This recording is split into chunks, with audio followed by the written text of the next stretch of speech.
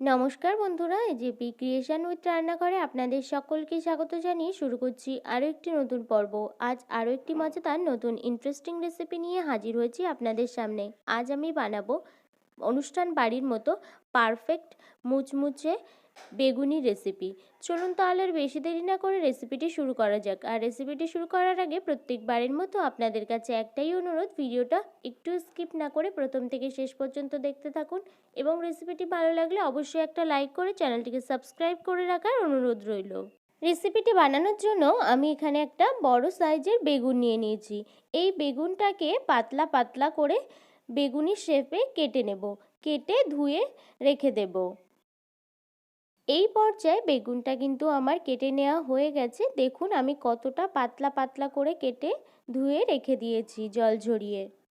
বেগুনিটা বানানোর জন্য আমি এখানে বেসন নিয়ে নিয়েছি। এই বেসনের একটা ব্যাটার বানিয়ে নেব, তাই সমস্ত উপকরণগুলো একে একে দিয়ে দেব। প্রথমে দিয়ে দিচ্ছি সামান্য একটু কালো জিরে, আর দিয়ে দিচ্ছি স্বাদ অনুসারে নুন, তারপর দিয়ে দেব 1 চামচের থেকে একটু কম লঙ্কা গুঁড়ো, দিয়ে দিচ্ছি সামান্য একটু চিনি।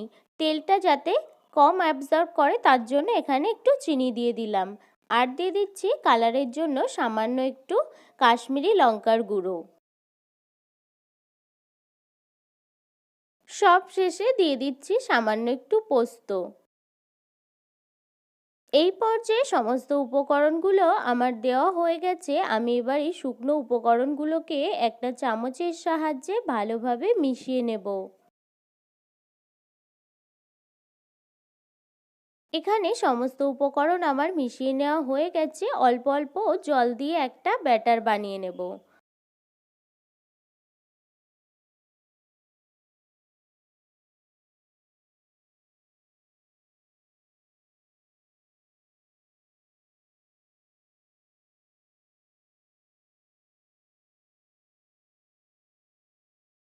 দেখুন বন্ধুরা, এই পর্যায়ে কিন্তু বেসনের ব্যাটারটা আমার বানিয়ে নেওয়া হয়ে গেছে।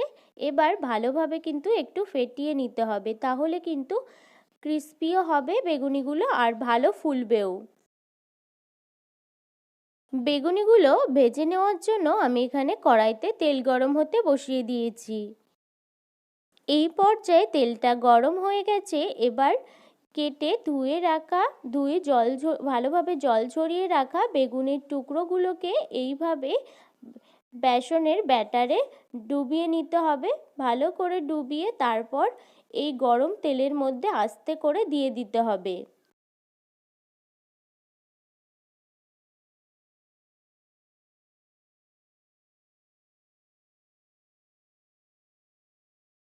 তারপর দুই পিঠই ফুলে উঠলে একটা চামচের সাহায্যে খুব সাবধানতার সাথে কিন্তু বেগুনিগুলোকে উল্টে দিতে হবে।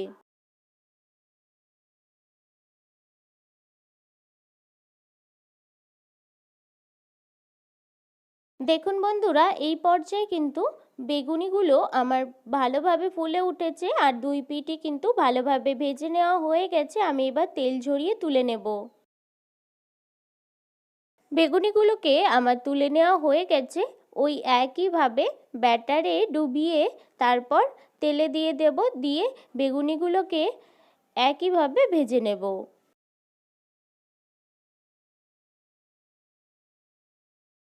এই পর্যায়ে সমস্ত বেগুনিগুলো আমার ভেজে নেওয়া হয়ে গেছে। আমি একটা থালায় তুলে নিয়েছি। দেখুন বেগুনিগুলো কিন্তু কতটা ফুলে উঠেছে আর দেখেই বুঝতে পাচ্ছেন কতটা ক্রিস্পি হয়েছে। ঠিক যেমন অনুষ্ঠান বাড়িতে বেগুনি ক্রিস্পি হয় অর্থাৎ মুচমুচে হয়, তেমনই অনুষ্ঠান বাড়ির মতো এরকম ফোলা ফোলা আর মুচমুচে বেগুনি রেসিপি যদি আপনারাও বাড়িতেও বানাতে চান তাহলে আমার এই রেসিপিটি ফলো করে বানাবেন। আশা করি আপনাদের ঠিক অনুষ্ঠান বাড়ির মতো এরকম পারফেক্ট বেগুনি তৈরি হবে।